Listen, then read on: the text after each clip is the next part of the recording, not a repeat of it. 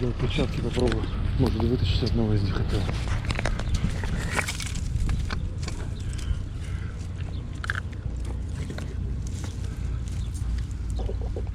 Иди что?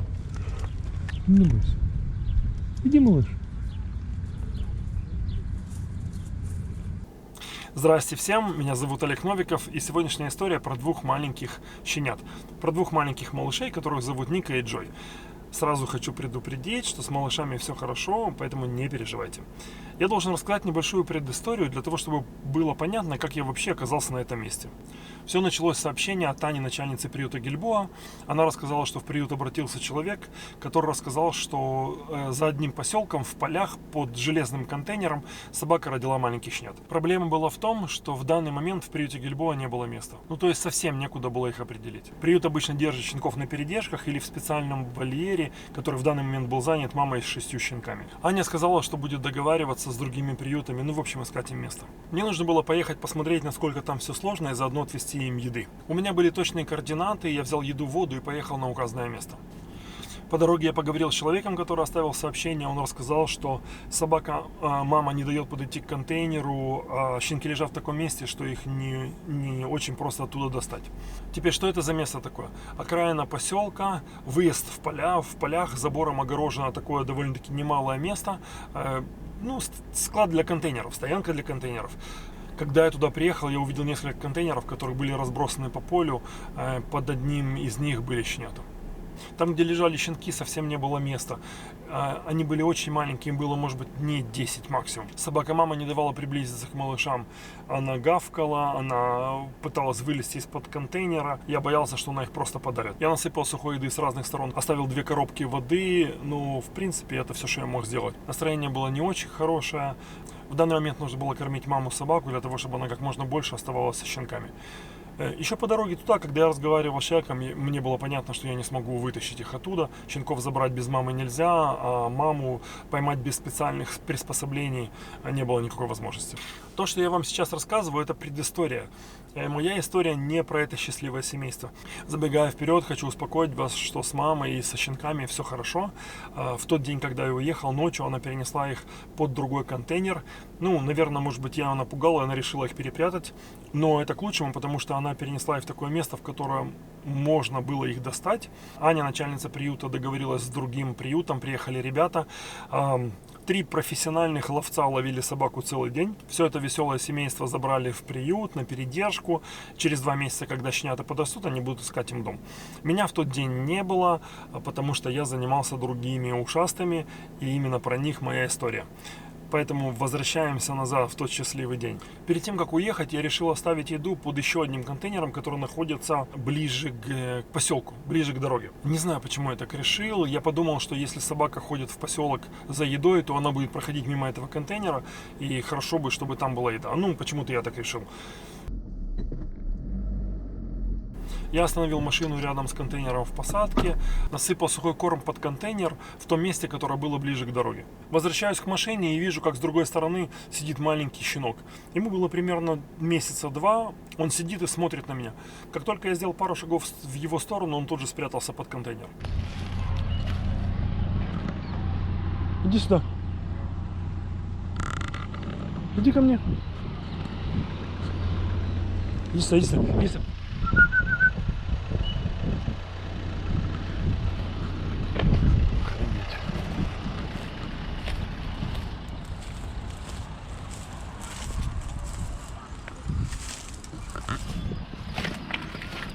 Первое, что я подумал, что я зря насыпал туда еду, потому что он сейчас залезет, поест, и потом я его уже оттуда не вытащу.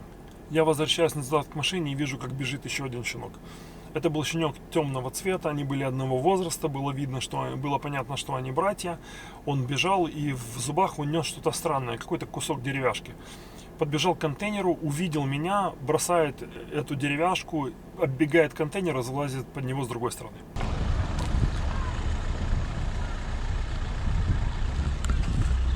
Это что такое? Иди ко мне. Иди сюда.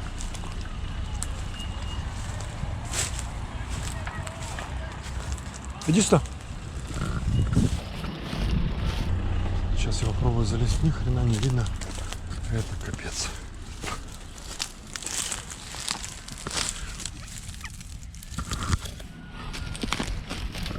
Я заглянул под контейнер и увидел двух маленьких щенков, которые очень жадно ели сухой корм.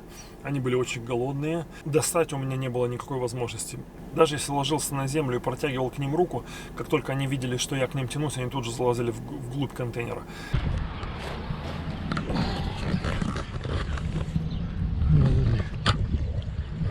Держите еще. Ешьте. Маленький.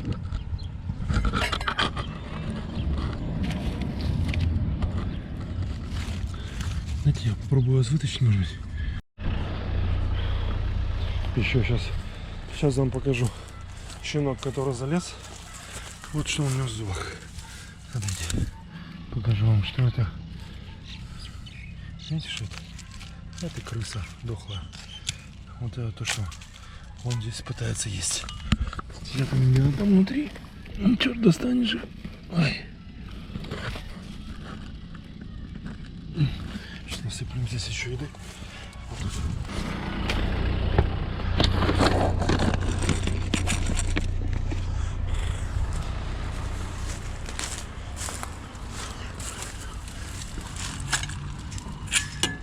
Буду хотя бы чуть их подкармливать здесь. Да, перчатки попробую. Может вытащить одного из них хотел.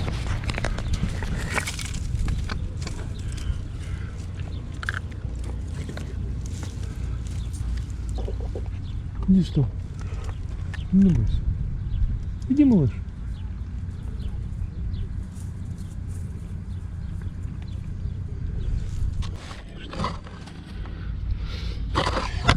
Я вернулся назад в машину, сел и стал ждать. В тот момент у меня не было ни малейшего понятия, как их вытащить оттуда. Но в тот день мне очень сильно повезло. Мне на самом деле очень сильно повезло. Прошло, наверное, минут 10, может быть, даже меньше. Я вижу, как темный щенок вылазит из-под контейнера и бежит в сторону дороги. Он бежит в сторону поселка, он практически добежал до асфальтированной дороги и спрятался за каким-то ящиком, между ящиком и забором.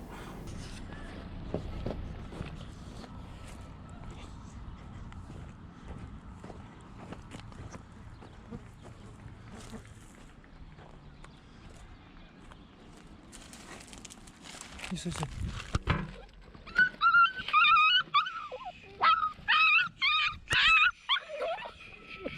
Что ты орешь? Что ты орешь? Что ты разорвался? Что случилось?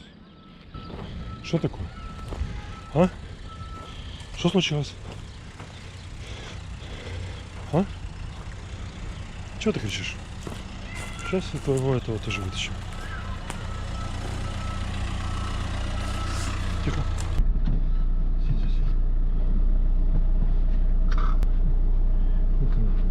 Чудо. Вот. Пацан. Хвостом виляет. Какашки, стой. Какашки. Какашки нам не надо. Какашки нам не нужны. Мне нужны только... Нет, ну покусал меня, что ли? Сиди здесь. Слышишь меня? Сиди здесь.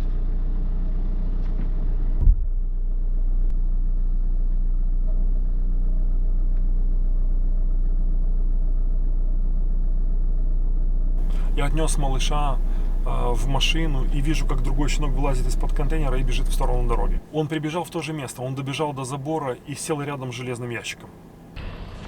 Идем за следующим. Я надеюсь, он не будет так кричать. Обходим.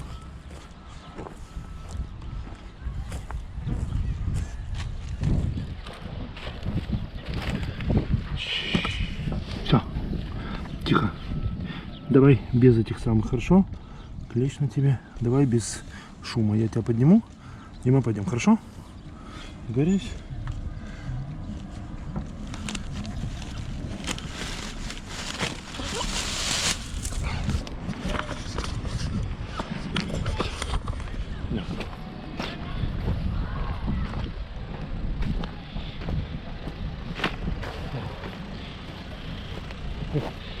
Все. О, видишь? Так, кстати. Так, узнаешь? Что здесь? Сиди вот. Здесь сидеть, ясно? Красавица. Сиди тут. Щенки были сильно напуганы, но это и понятно, потому что кто-то большой и страшный первый раз взял их на руки. Я оставил малышей в машине и пошел искать, может быть, есть еще щенки.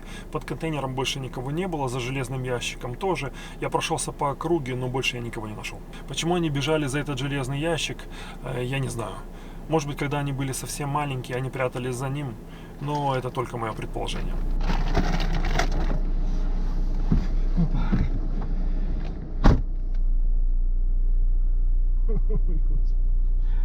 Ой, какие же вы классные ребята. Объясните мне такую вещь. Как вас сюда угораздило, а? Объясните вот на эту мусорку. А? Как? Как? Ну, что мне делать с вами, ребята?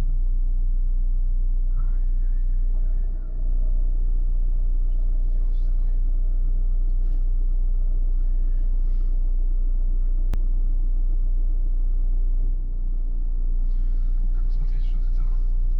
Не бойся, не бойся, не бойся. Ты кто? Подожди. Стопочек, дай посмотреть. Тихо, тихо, тихо. Ты девочка. Похвастаемся. Не дрожи так. Не бойся. Все будет хорошо. Ты моя девочка. Вот это. Жанна. Красотка какая. Такая красотка.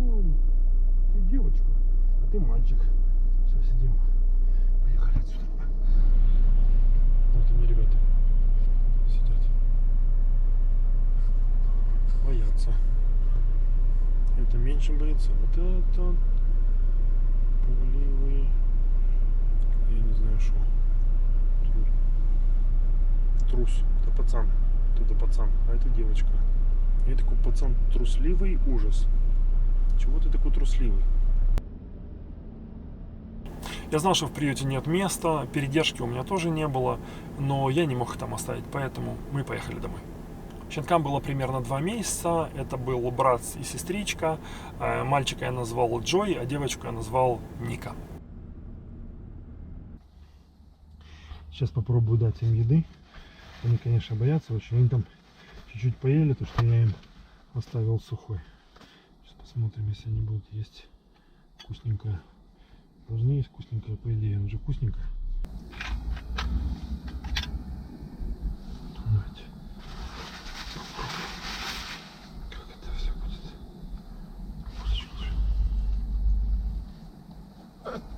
Держи.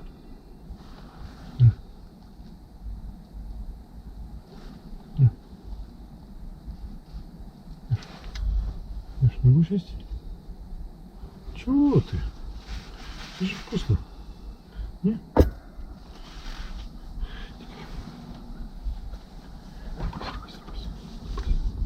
Не бойся. Не бойся, бок. Чего ты боишься? Чего ты? Да пойдем. Ну, не голодно? Вы поели сухой, да? Вы не будете уже есть, да? Не будете есть? Ну ладно. А ты же будешь? Нет? Ну, я, конечно, не настаиваю. Но хорошо бы поесть. Ребят, нет? Нам еще вот дорога дальняя. Вернее, нам дорога не дальняя, нам надо кучу дел еще по дороге сделать. А я должен еще везде побывать, везде заехать. Поэтому мне надо как-то вас кормить. Вы же должны кушать. Что у тебя? Я посмотрю на твою морду хоть. Ты ребенок. И ты такой красивый. И такой красивый. Ты мальчик. Идите, мальчик. А ты девочка. Какие они классные, Дася. Тут самая истеричка была. Ты же пацан. Истерикуешь, как я не знаю что. Как будто ты какая-то курица. Да? Все будет хорошо. Чего ты, видишь? Я не страшный. Я не страшный. Все будет хорошо. Правда? Иди собака. Иди там. Иди к нам тоже. Иди к нам тоже. Не бойся, не бойся, не бойся, не бойся. Не бойся. Не бойся. Да. Вот. Вдвоем будем сидеть. Мальчик поменьше и попугливее. Ну вы похожи. Ну Вот только по глазам вас можно понять, что вы брат с сеструхой. А так вы не очень похожи, на самом деле. Я дам тебе кусочек, попробуй еще раз. Что ты будешь? Держи. Вкусненько. Ну ладно. Я предлагал. Вы отказались. Извините. Простите, на ручках у меня что-то. Ты так дрожишь, это просто ужас. Чего ты дрожишь? Это все же хорошо. Чего ты дрожишь? Все же нормально. Сиди спокойно. Чего ты? Мое приключение. Приключения мне на голову. Да? Ехать нам нужно было долго, почти всю дорогу они спали, они очень сильно меня боялись. Они были очень трусливые, особенно мальчик Джой. Когда стало темно, он вообще стал дрожать и поскуливать. Я взял его к себе на колени, через минуту Ника попросилась тоже. Так мы ехали всю дорогу домой. Ника на меня смотрела такими глазами, что просто невозможно было передать. Я гладил их и говорил, что все будет хорошо.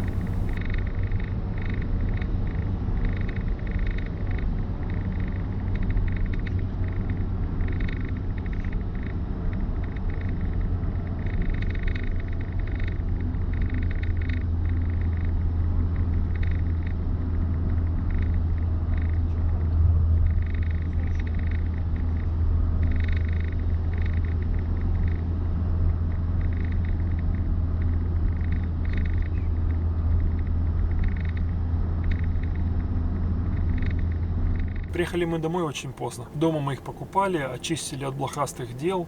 Чтобы шампунька побыла, чтобы бумажки отвалились. Чтобы они там облудили. И Пока отвалились. обалдел щенок. Ложки тоже вместе с ним. Вот так вот. Такой трусиха, самый трус из всех, из двоих был. Девка такая смелая была. А этот так орал, как сумасшедший. Так, папа, нам надо смывать. И сколько блох понижили. Сошло. На, вот этим намой. Я тебе дала. Вот. Вот они, малявки, покупали и положили в кармашки. Вот.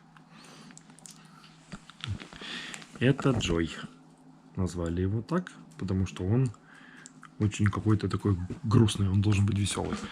А это Ника. Ника, смотри на меня.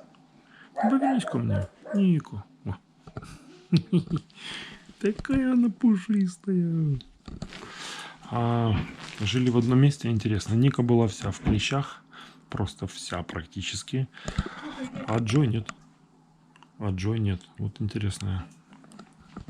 Они, брат и сестричка, ну очень ну как бы не похожи друг на друга. Только по глазам можно понять, что они родственники. Первые несколько дней малышей нужно изолировать, потому что малыши не привитые, как правило, найденыши, они очень слабые, и нужно хотя бы несколько дней держать их отдельно. У меня много своих домашних, и у меня нет отдельного места, где я могу изолировать малышей, но у меня есть балкон, узкий и длинный. И если погода позволяет, я могу держать какое-то время малышей там. Поставили им домик с теплым одеялом, поставили им еду, воду, выделили место для туалета, постелили специальные такие простыни. Мы используем простыни, которые впитывают и не остаются мокрыми. Было уже 2 часа ночи, малыши были чистые, сытые и спали каждый в своей домике. Так закончился первый день малышей, которых я назвал Джой и Ника. Я смотрю, вы уже тут освоились. О, легли. Как дела?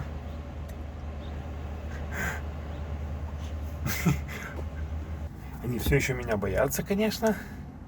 Сидят, у них такой домик. Я в домик залезть не могу, он длинный. А они такие хитрые. Если надо от меня убежать, они так вдаль залазят и сидят. А я не могу их достать. Ну, как я могу достать, конечно, крышку открыть, но я не хочу их пугать. Вот такие мартышки две. И мои красотки. Да. Уже кушают нормально. Уже в туалет ходят нормально. Не каким-то мусором. Все будет хорошо. Уже начинают баловаться. Ну, в общем, превращаются в нормальных собак. В следующую неделю нам нужно было как можно больше быть с малышами. Малыши очень сильно боялись человека. Все свободное время я уделял им. Я разговаривал с ними, я пытался играться. Поначалу они отворачивались и просто уходили в домик. Чего вы боитесь? Смотри. Вот стоит. Держи.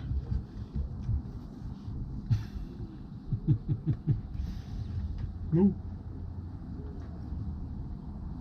Джой, выходи.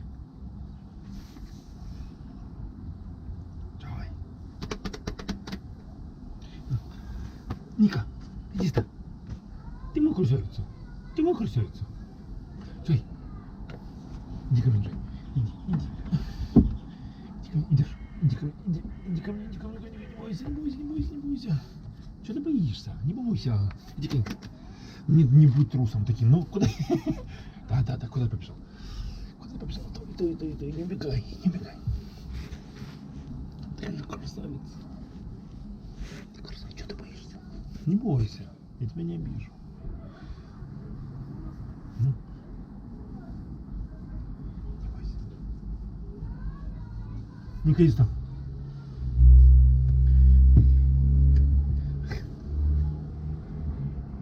Потихоньку они начинали привыкать к моему присутствию. Примерно через 2 дня они стали выходить и стали потихоньку играться со мной.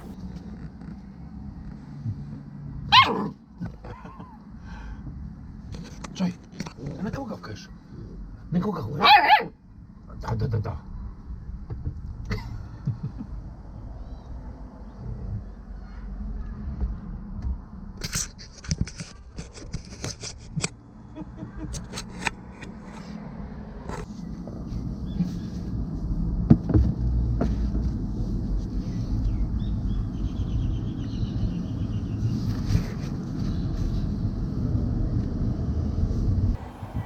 Скажи, я бы так и лежала.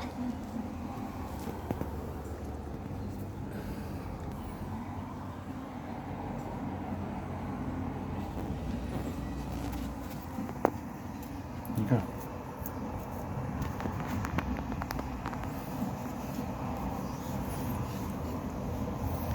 Малыш жится?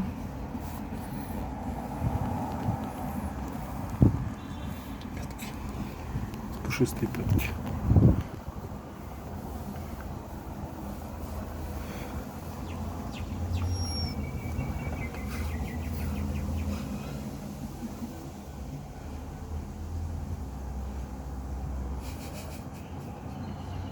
Он грызет ногу, что смешного? Джой, больно? Не делай этого.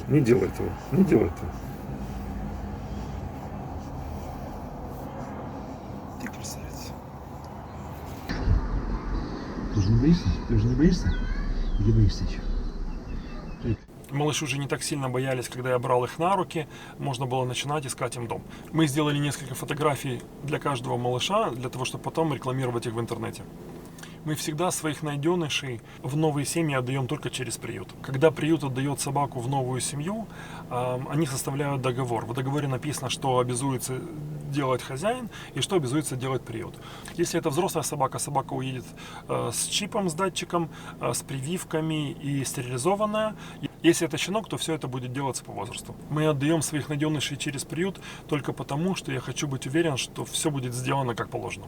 Приюты делают так называемый день усыновления. Обычно это происходит в выходные, приходят семьи для того, чтобы посмотреть и усыновить собачку. Я позвонил в приют и попросился приехать на день усыновления вместе с Джоем и с Никой. Они согласились. Это не первый раз, когда мы так делаем. Теперь как это работает? После того, как мы пишем объявление о пристройстве и публикуем его по разным группам, люди, которые к нам обращаются и хотят собаку себе, те, кто подходят, мы всех приглашаем на день усыновления в приют.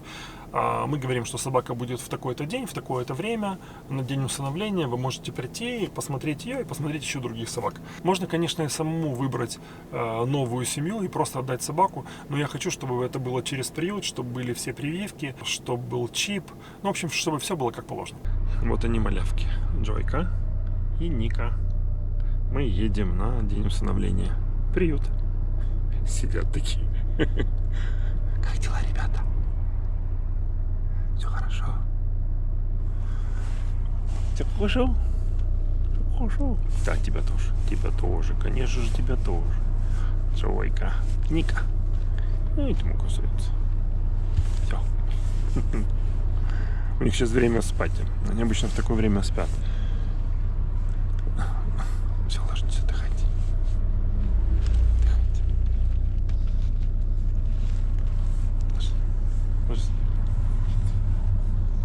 Малышей забрали обоих в тот же день. В разные семьи, но их забрали очень хорошие ребята. На самом деле повезло довольно-таки быстро, потому что они красавчики. На самом деле не всегда получается так быстро приручить малышей к рукам, но в этот раз все прошло гладко. Джой и Ника очень добрые, хорошие собаки, теперь у них есть свой дом. Джой, конечно, немного побаивается, но это пройдет со временем. В новом доме он очень любит свою мягкую игрушку, носит ее все время и любит с ней спать, и очень любит свою хозяйку. Ходит за ней по пятам и ложится все время ей на ноги. В общем, все с ними будет хорошо. Вот так закончилась эта история двух маленьких и очень добрых щенят, которых мы назвали Ника и Джой. Помогайте бездомным животным по возможности. Ведь это несложно взять с собой немного еды на улицу и покормить. Для нас это не трудно, а для них это может быть последний шанс на выживание. Будьте хорошими людьми настолько, насколько это возможно. А на сегодня все. Удачи всем. Берегите себя. Всем пока.